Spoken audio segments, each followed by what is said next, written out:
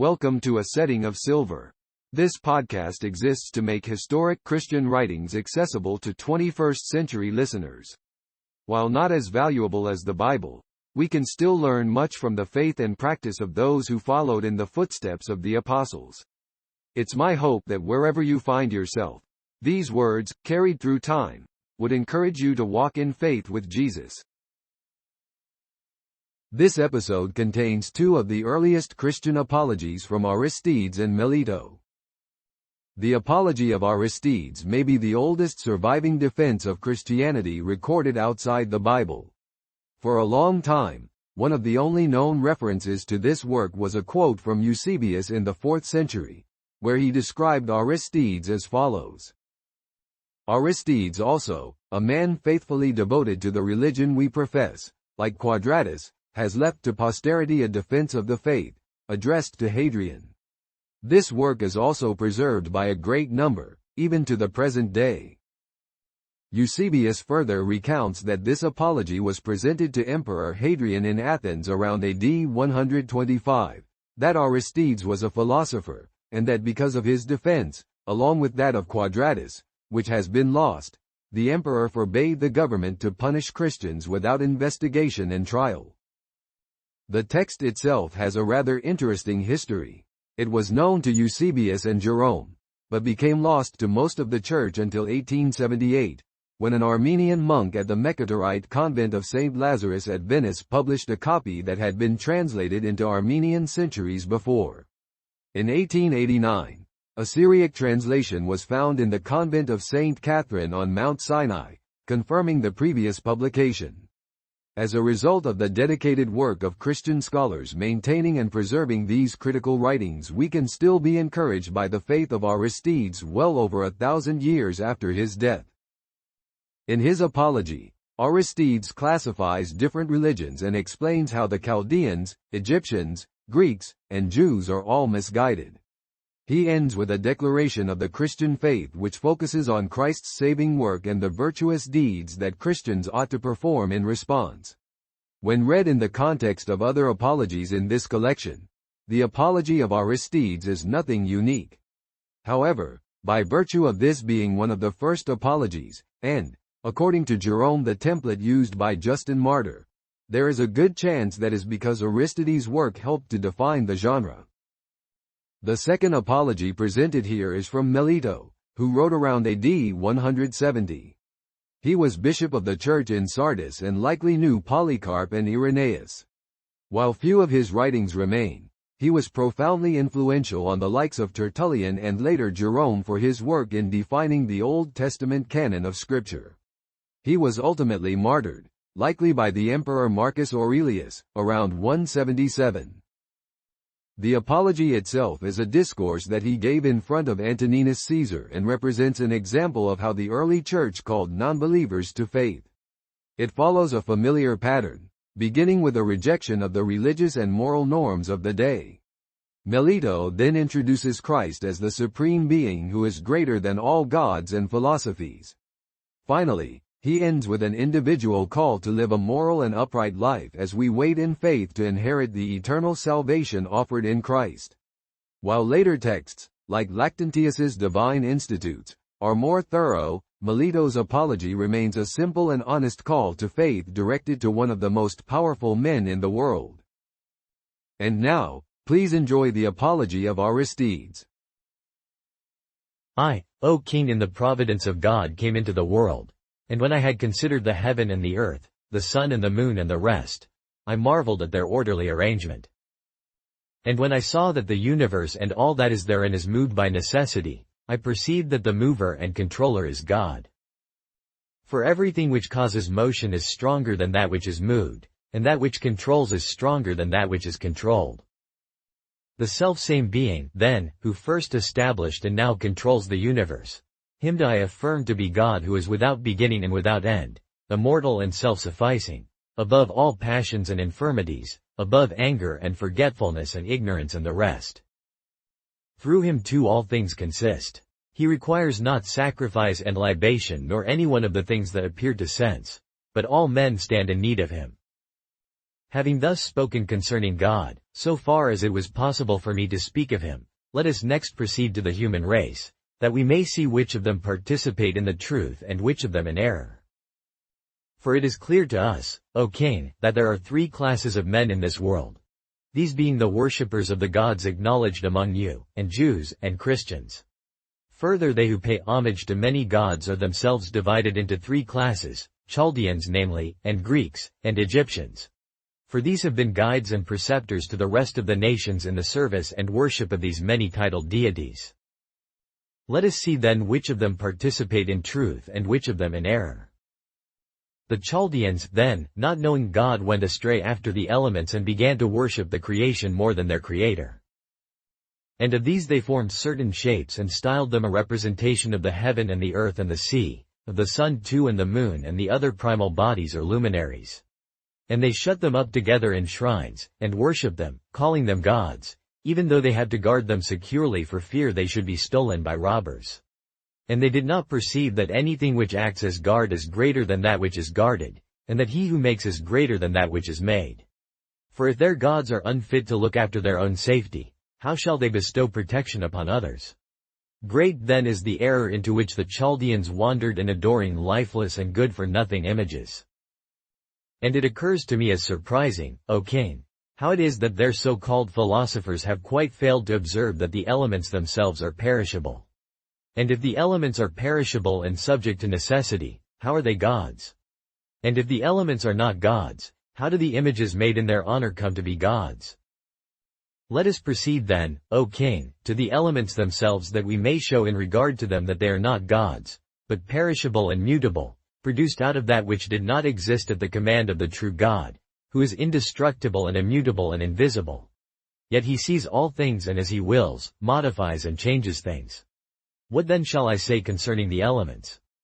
They err who believe that the sky is a god. For we see that it revolves and moves by necessity and is compacted of many parts, being thence called the ordered universe, cosmos. Now the universe is the construction of some designer, and that which has been constructed has a beginning and an end. And the sky with its luminaries moves by necessity. For the stars are carried along in array at fixed intervals from sign to sign, and, some setting, others rising, they traverse their courses in due season so as to mark off summers and winters, as it has been appointed for them by God. And obeying the inevitable necessity of their nature, they transgress not their proper limits, keeping company with the heavenly order. Whence it is plain that the sky is not a god but rather a work of God. They erred also who believed the earth to be a goddess. For we see that it is despitefully used and tyrannized over by men, and is furrowed and kneaded and becomes of no account. For, if it be burned with fire, it becomes devoid of life, for nothing will grow from the ashes. Besides, if there fall upon it an excess of rain, it dissolves away, both it and its fruits. Moreover, it is trodden under foot of men and the other creatures. It is dyed with the blood of the murdered. It is dug open and filled with dead bodies and becomes a tomb for corpses. In face of all this, it is inadmissible that the earth is a goddess, but rather it is a work of God for the use of men. They also erred who believed the water to be a god. For it, too, has been made for the use of men, and is controlled by them. It is defiled and destroyed and suffers change on being boiled and dyed with colors, and it is congealed by the frost, and polluted with blood, and is introduced for the washing of all unclean things. Wherefore it is impossible that water should be a god, but it is a work of God. They also err who believe that fire is a god. For fire was made for the use of men, and it is controlled by them, being carried about from place to place for boiling and roasting all kinds of meat, and even for the burning of dead bodies.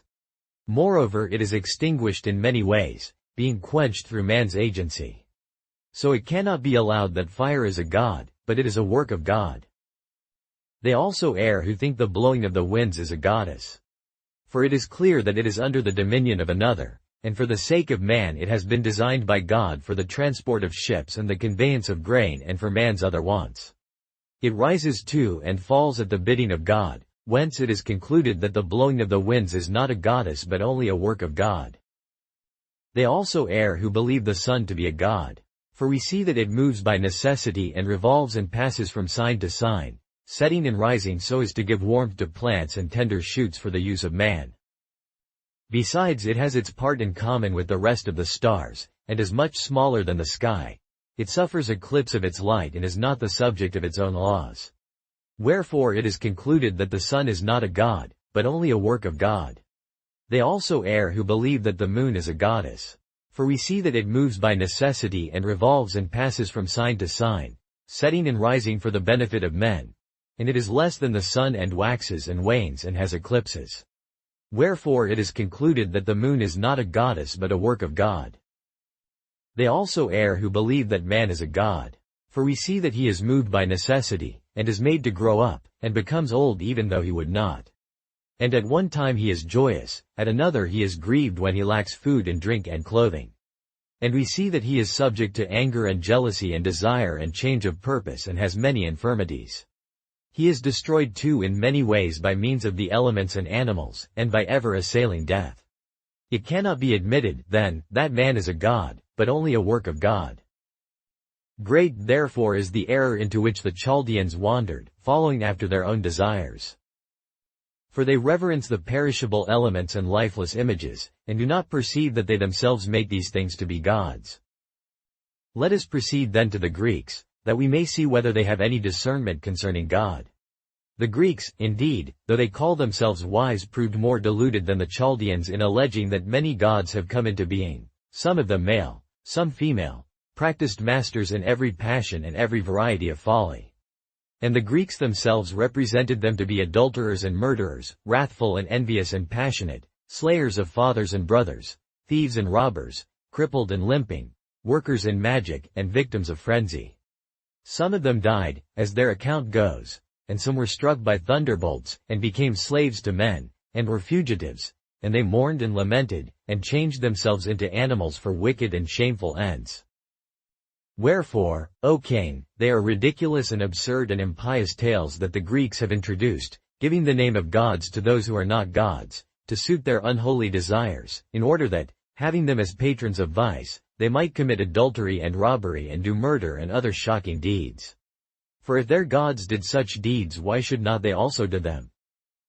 So that from these misguided practices it has been the lot of mankind to have frequent wars and slaughters and bitter captivities.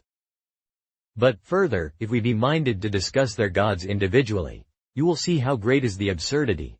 For instance, how Cronos is brought forward by them as a god above all, and they sacrifice their own children to him. And he had many sons by Rhea, and in his madness devoured his own offspring. And they say that Zeus cut off his members and cast them into the sea, whence Aphrodite is said in fable to be engendered. Zeus, then, having bound his own father, cast him into Tartaros. You see the error and brutality which they advance against their god? Is it possible, then, that a god should be manacled and mutilated? What absurdity! Who with any wit would ever say so? Next Zeus is introduced, and they say that he was king of their gods, and that he changed himself into animals that he might debauch mortal women. For they allege that he transformed himself into a bull for Europe, and into gold for Danae, and into a swan for Leda, and into a satyr for Antiope, and into a thunderbolt for Semele. Then by these there were many children, Dionysus and Zethus and Amphion and Heracles and Apollo and Artemis and Perseus, Castor and Hellenes and Polydeuces and Minos and Rhadamanthys and Sarpedon, and the 9 daughters whom they called the Muses.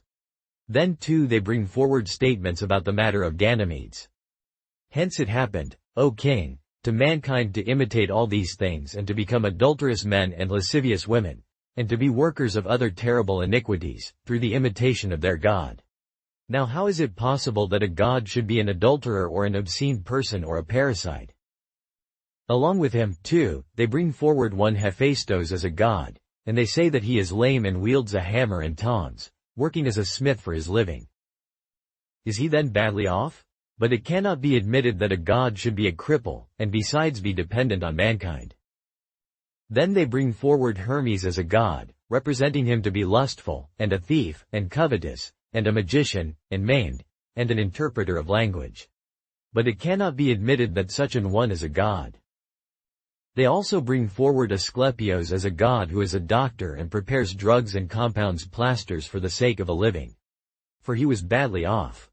And afterwards he was struck, they say, with a thunderbolt by Zeus on account of Tyndareos, son of Lacedaemon, and so was killed.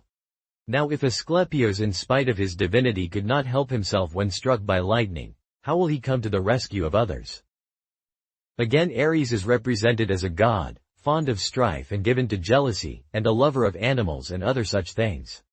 And at last, while corrupting Aphrodite, he was bound by the youthful Eros and by Hephaestus. How then was he a god who was subject to desire, and a warrior, and a prisoner and an adulterer? They allege that Dionysus also is a god who holds nightly revels and teaches drunkenness, and carries off the neighbors' wives, and goes mad and takes to flight. And at last he was put to death by the Titans. If then Dionysus could not save himself when he was being killed, and besides used to be mad, and drunk with wine, and a fugitive, how should he be a god? They allege also that Heracles got drunk and went mad and cut the throats of his own children, then he was consumed by fire and so died. Now how should he be a god, who was drunk and a slayer of children and burned to death? Or how will he come to the help of others, when he was unable to help himself?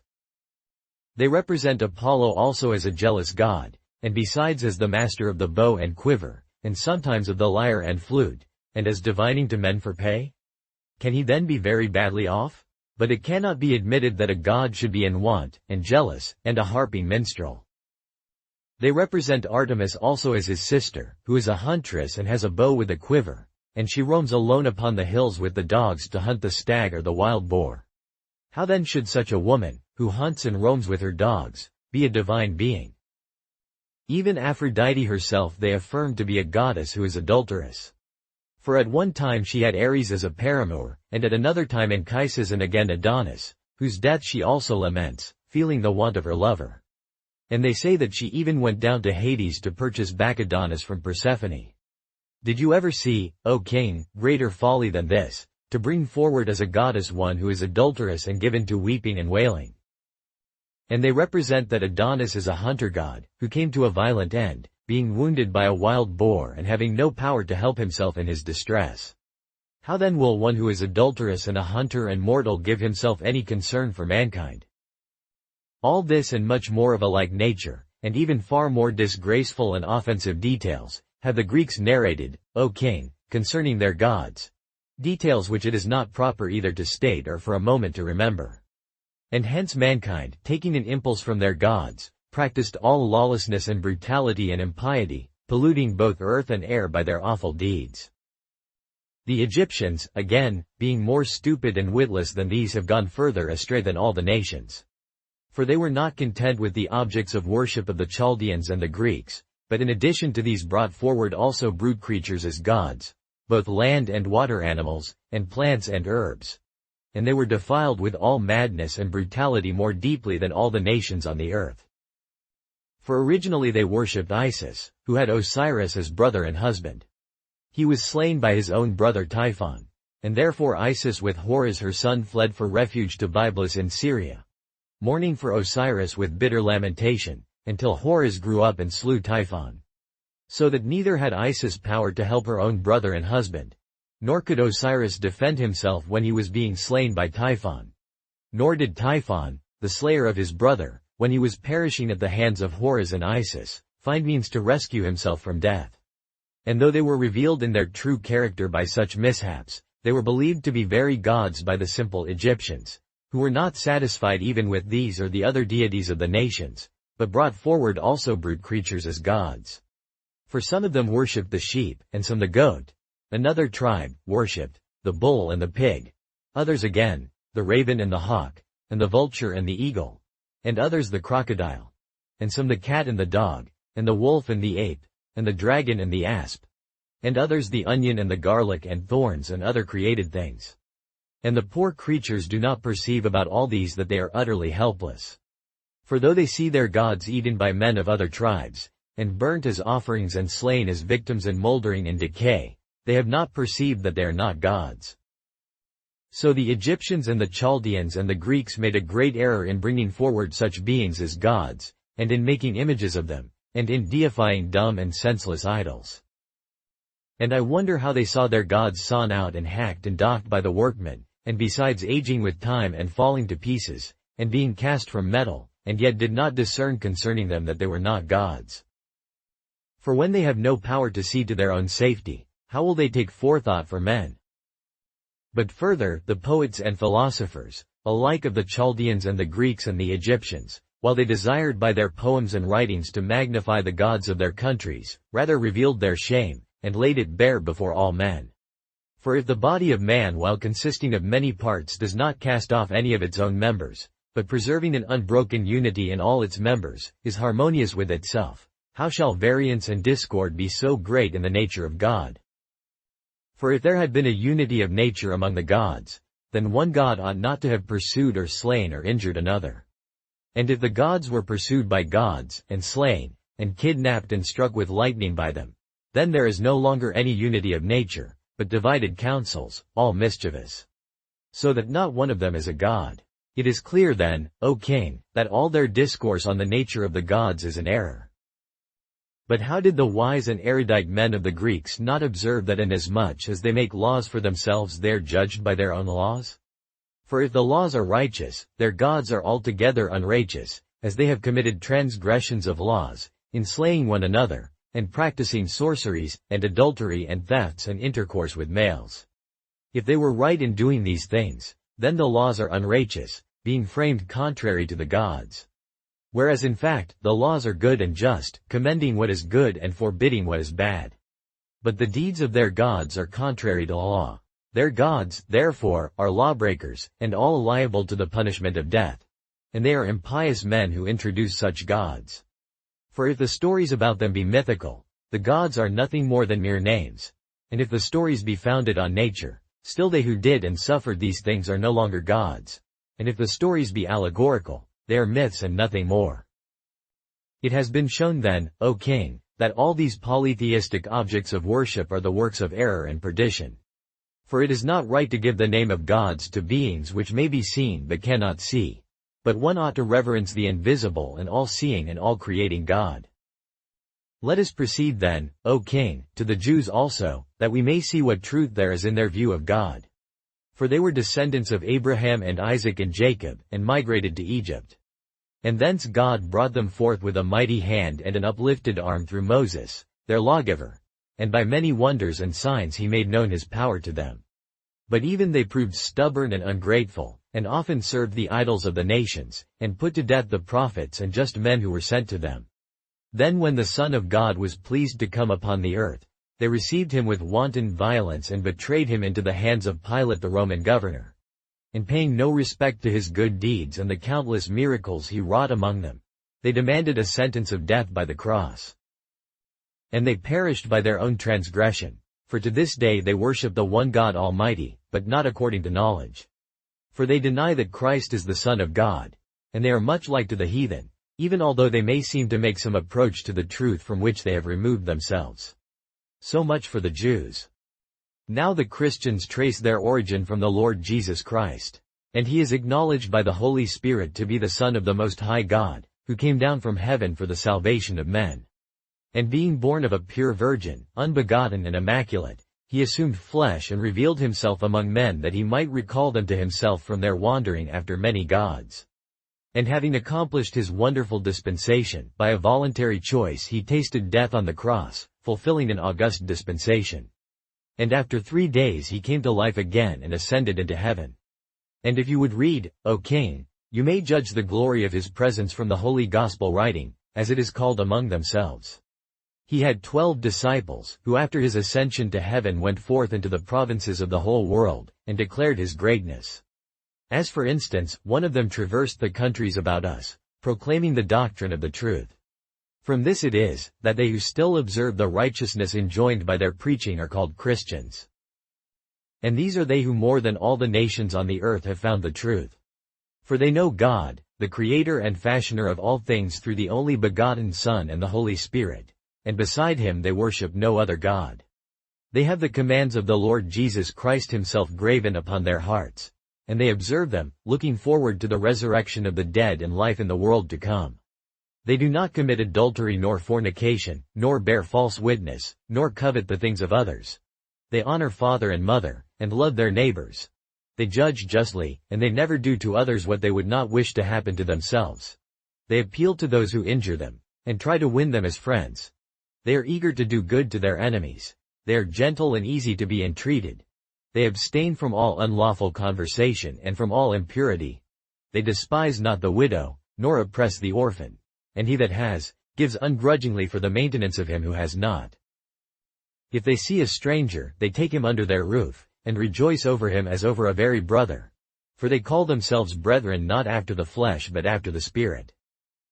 And they are ready to sacrifice their lives for the sake of Christ. For they observe his commands without swerving, and live holy and just lives, as the Lord God enjoined upon them. And they give thanks unto him every hour, for all meat and drink and other blessings. Verily then, this is the way of the truth which leads those who travel therein to the everlasting kingdom promised through Christ in the life to come. And that you may know, O King, that in saying these things I do not speak at my own instance. If you deign to look into the writings of the Christians, you will find that I state nothing beyond the truth. Rightly then, did thy Son apprehend, and justly was he taught to serve the living God and to be saved for the age that is destined to come upon us. For great and wonderful are the sayings and deeds of the Christians, for they speak not the words of men but those of God. But the rest of the nations go astray and deceive themselves. For they walk in darkness and bruise themselves like drunken men. Thus far, O King, extends my discourse to you, which has been dictated in my mind by the truth. Wherefore let thy foolish sages cease their idle talk against the Lord.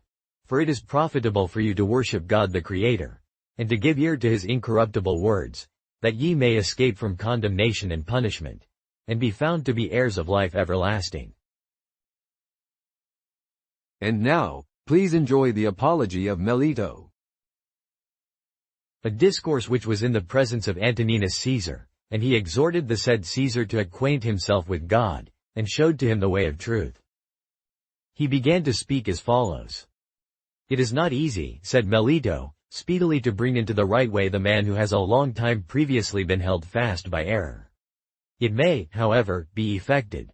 For, when a man turns away ever so little from error, the mention of the truth is acceptable to him. For, just as when the cloud breaks ever so little there comes fair weather, even so, when a man turns toward God, the thick cloud of error which deprived him of true vision is quickly withdrawn from before him. For error, like disease and sleep, long holds fast those who come under its influence. But truth uses the word as a goad, and smites the slumberers, and awakens them. And when they are awake they look at the truth, and also understand it. They hear, and distinguish that which is from that which is not. For there are men who call iniquity righteousness. They think, for example, that it is righteousness for a man to err with the many. But I, for my part, affirm that it is not a good excuse for error that a man errs with the many. For, if one man only sin, his sin is great. How much greater will be the sin when many sin together? Now, the sin of which I speak is this. When a man abandons that which really exists, and serves that which does not really exist. There is that which really exists, and it is called God. He, I say, really exists, and by his power doth everything subsist. This being is in no sense made, nor did he ever come into being. But he has existed from eternity, and will continue to exist forever and ever. He changeth not, while everything else changes. No eye can see him, nor thought apprehend him, nor language describe him. And those who love him speak of him thus, Father, and God of truth. If, therefore, a man forsake the light, and say that there is another God, it is plain from what he himself says that it is some created thing which he calls God. For, if a man call fire God, it is not God, because it is fire, and, if a man call water God, it is not God, because it is water, and, if he so call this earth on which we tread, or these heavens which are seen by us, or the sun, or the moon, or some one of these stars which run their course without ceasing by divine command, and do not speed along by their own will, neither are these gods, and, if a man call gold and silver gods, are not these objects things which we use as we please? And, if he so call those pieces of wood which we burn, or those stones which we break, how can these things be gods? For, lo, they are for the use of man. How can they escape the commission of great sin, who in their speech change the great God into those things which, so long as they continue by divine command? But notwithstanding this, I say that so long as a man does not hear, and so does not discern or understand that there is a Lord over these creatures, he is not perhaps to be blamed, because no one finds fault with a blind man though he walk ever so badly. For, in the same manner as the blind, So men also, when they were seeking after God, stumbled upon stones and blocks of wood. And such of them as were rich stumbled upon gold and silver, and were prevented by their stumblings from finding that which they were seeking after. But now that a voice has been heard through all the earth, declaring that there is a God of truth, and there has been given to every man an eye wherewith to see, those persons are without excuse who are ashamed of incurring the censure of their former companions in error, and yet desire to walk in the right way. For those who are ashamed to be saved must of necessity perish. I therefore counsel them to open their eyes and see, for, lo, light is given abundantly to us all to see thereby, and if, when light has arisen upon us, anyone close his eyes so as not to see, into the ditch he must go. But why is a man ashamed of the censure of those who have been in error along with himself? Rather does it behove him to persuade them to follow in his steps, and, if they should not be persuaded by him, then to disengage himself from their society. For there are some men who are unable to rise from their mother earth, and therefore also do they make them gods from the earth their mother. And they are condemned by the judgments of truth, forasmuch as they apply the name of him who is unchangeable to those objects which are subject to change, and shrink not from calling those things gods which have been made by the hands of man, and dare to make an image of God whom they have not seen. But I have to remark further, that the Sibyl also has said concerning them that it is the images of deceased kings that they worship. And this is easy to understand, for, lo, even now they worship and honor the images of those of Caesarian rank more than their former gods. For from those their former gods both pecuniary tribute and produce accrue to Caesar, as to one who is greater than they. On this account, those who despise them, and so cause Caesar's revenue to fall short, are put to death. But to the treasury of other kings also it is appointed how much the worshippers in various places shall pay, and how many vesselfuls of water from the sea they shall supply. Such is the wickedness of the world, of those who worship and fear that which has no sensation. Many of them, too, who are crafty, either for the sake of gain, or for vainglory, or for dominion over the multitude, both themselves worship, and incite those who are destitute of understanding to worship, that which has no sensation. I will further write and show, as far as my ability goes, how and for what causes images were made to kings and tyrants, and how they came to be regarded as gods. The people of Argos made images to Hercules, because he belonged to their city, and was strong, and by his valor slew noxious beasts, and more especially because they were afraid of him. For he was subject to no control, and carried off the wives of many, for his lust was great, like that of Zarate the Persian, his friend. Again, the people of Act worshipped Dionysus, a king, because he had recently planted the vine in their country. The Egyptians worshipped Joseph the Hebrew, who was called Serapis, because he supplied them with corn during the years of famine. The Athenians worshipped Athene, the daughter of Zeus, king of the island of Crete, because she built the town of Athens, and made Aristides her son king there, whom she had by adultery with Hephaestus, a blacksmith, son of a wife of her father. She was, too, always courting the society of Hercules, because he was her brother on her father's side. For Zeus the king became enamored of Alcmene, the wife of Electrian, who was from Argos, and committed adultery with her, and she gave birth to Hercules. The people of Phoenicia worshipped Balthe, queen of Cyprus, because she fell in love with Thomas, son of Cuthar king of the Phoenicians, and left her own kingdom and came and dwelt in Gabal, a fortress of the Phoenicians, and at the same time made all the Cyprians subject to King Cuthar. Also, before Thomas she had fallen in love with Ares, and committed adultery with him, and Hephaestus, her husband, caught her, and his jealousy was roused against her, and he came and killed Thomas in Mount Lebanon, as he was hunting wild boars. And from that time Balthe remained in Gabal, and she died in the city of Apheke, where Thomas was buried. The Elamites worshipped Na, daughter of the king of Elam. When the enemy had carried her captive, her father made for her an image and a temple in Shushan, a royal residence which is in Elam. The Syrians worshipped Athi, a Hadabite, who sent the daughter of Balat, a person skilled in medicine, and she healed Semi, the daughter of Hadad king of Syria. And some time afterwards, when Hadad himself had the leprosy upon him, Athi entreated Elisha the Hebrew, and he came and healed him of his leprosy.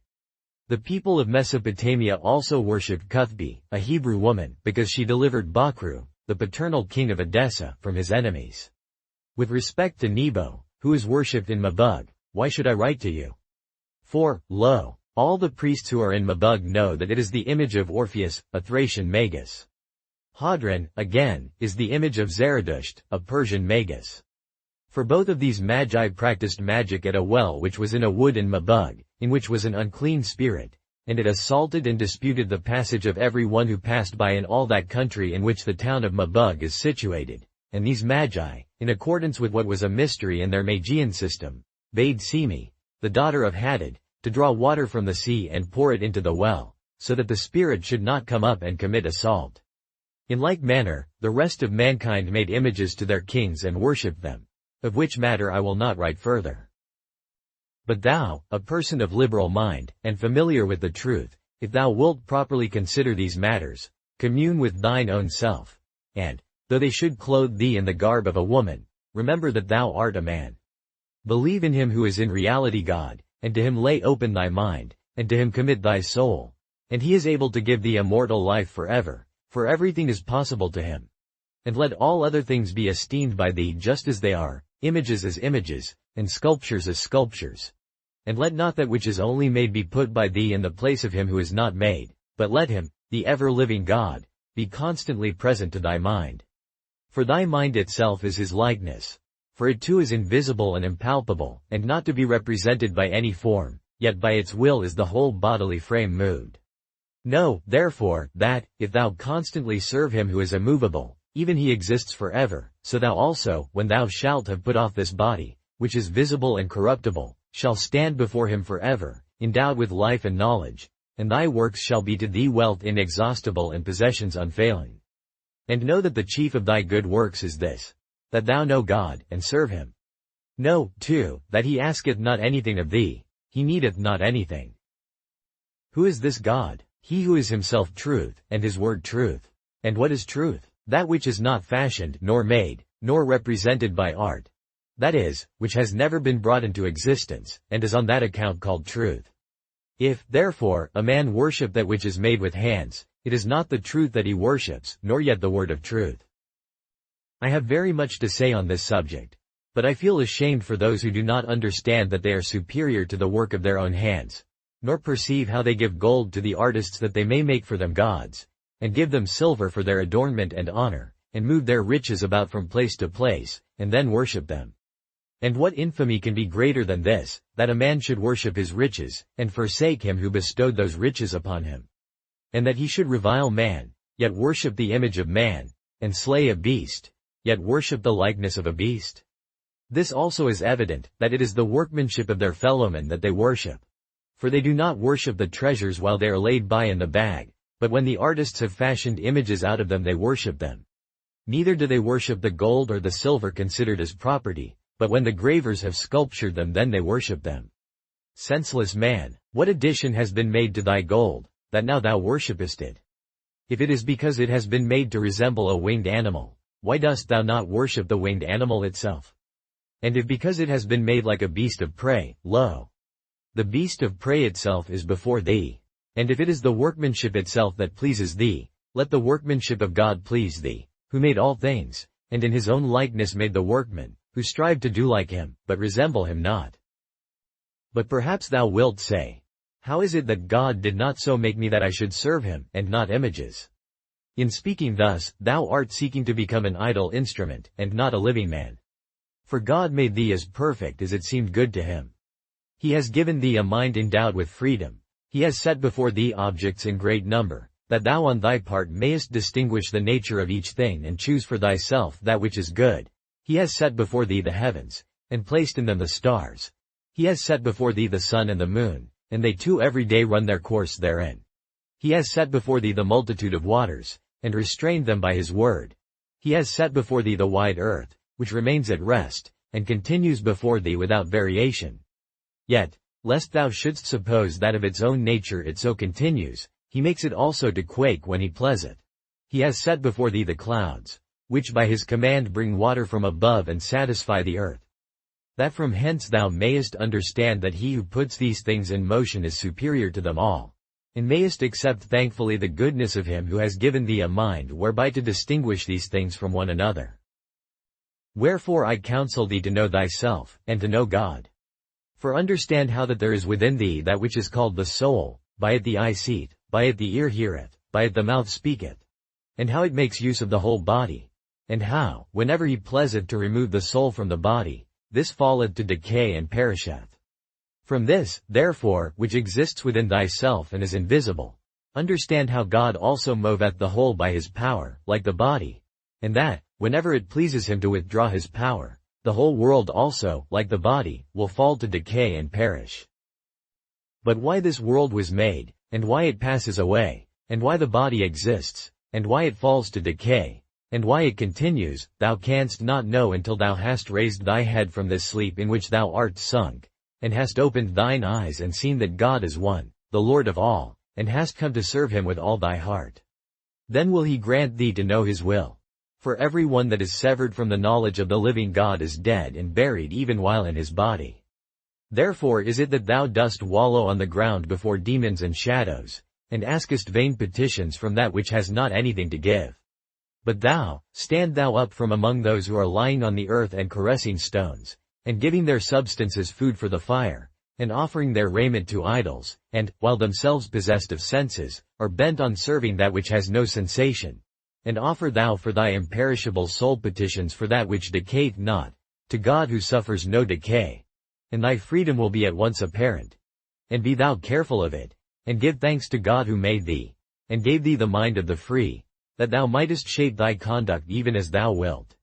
He hath set before thee all these things, and showeth thee that, if thou follow after evil, thou shalt be condemned for thy evil deeds. But that, if after goodness, thou shalt receive from him abundant good, together with immortal life forever. There is, therefore, nothing to hinder thee from changing thy evil manner of life, because thou art a free man, or from seeking and finding out who is the Lord of all, or from serving him with all thy heart. Because with him there is no reluctance to give the knowledge of himself to those that seek it, according to the measure of their capacity to know him. Let it be thy first care not to deceive thyself. For, if thou sayest of that which is not God, this is God, thou deceivest thyself, and sinnest before the God of truth. Thou fool, is that God which is bought and sold? Is that God which is in want? Is that God which must be watched over? How buyest thou him as a slave, and servest him as a master? How askest thou of him, as of one that is rich, to give to thee, and thyself givest to him as to one that is poor? How dost thou expect of him that he will make thee victorious in battle? For, lo, when thy enemies have conquered thee, they strip him likewise. Perhaps one who is a king may say, I cannot behave myself aright, because I am a king.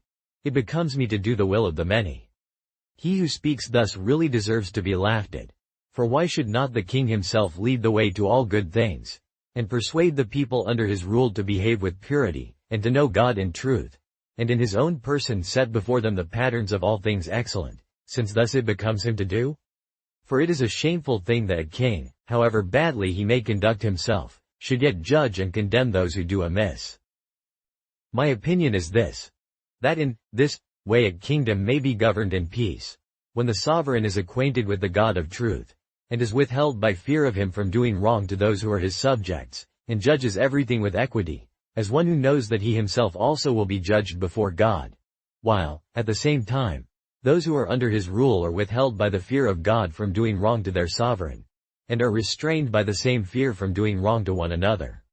By this knowledge of God and fear of him all evil may be removed from the realm. For, if the sovereign abstain from doing wrong to those who are under his rule, and they abstain from doing wrong to him and to each other, it is evident that the whole country will dwell in peace. Many blessings, too, will be enjoyed there, because amongst them all the name of God will be glorified. For what blessing is greater than this, that a sovereign should deliver the people that are under his rule from error, and by this good deed render himself pleasing to God? For from error arise all those evils from which kingdoms suffer. But the greatest of all errors is this, when a man is ignorant of God, and in God's stead worships that which is not God. There are, however, persons who say, it is for the honor of God that we make the image, in order, that is, that we may worship the God who is concealed from our view. But they are unaware that God is in every country, and in every place, and is never absent, and that there is not anything done and he knoweth it not. Yet thou, despicable man, within whom he is, and without whom he is, and above whom he is, hast nevertheless gone and bought thee wood from the carpenters, and it is carved and made into an image insulting to God. To this thou offerest sacrifice, and knowest not that the all-seeing eye seeth thee, and that the word of truth reproves thee, and says to thee, how can the unseen God be sculptured? Nay, it is the likeness of thyself that thou mockest and worshippest. Because the wood has been sculptured, hast thou not the insight to perceive that it is still wood, or that the stone is still stone? The gold also the workman taketh according to its weight in the balance. And when thou hast had it made into an image, why dost thou weigh it? Therefore thou art a lover of gold, and not a lover of God. And art thou not ashamed, perchance it be deficient, to demand of the maker of it why he has stolen some of it? Though thou hast eyes, dost thou not see? And though thou hast intelligence, dost thou not understand? Why dost thou wallow on the ground, and offer supplication to things which are without sense? Fear him who shaketh the earth, and maketh the heavens to revolve, and smiteth the sea, and removeth the mountain from its place. Him who can make himself like a fire, and consume all things. And, if thou be not able to clear thyself of guilt, yet add not to thy sins. And, if thou be not able to know God, yet doubt not that he exists. Again, there are persons who say, whatsoever our fathers have bequeathed to us, that we reverence. Therefore, of course, it is, that those whose fathers have bequeathed them poverty strive to become rich. And those whose fathers did not instruct them, desired to be instructed, and to learn that which their fathers knew not. And why, forsooth, do the children of the blind see, and the children of the lame walk? Nay, it is not well for a man to follow his predecessors, if they be those whose course was evil.